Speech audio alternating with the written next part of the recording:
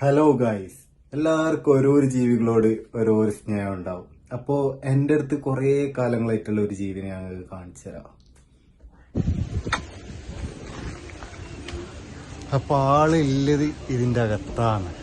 അപ്പോൾ ആളെ നമുക്കൊന്ന് കാണാം.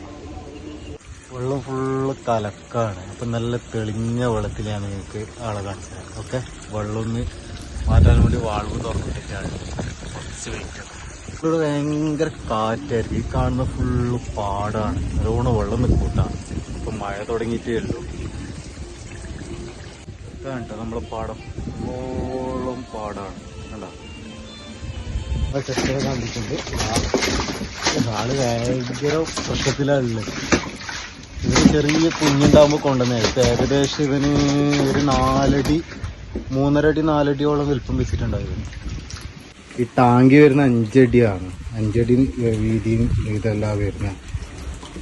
ഇതിൻ്റെ ഇത് കണ്ട ഏകദേശം 3-4 അടി 3-4 അടി.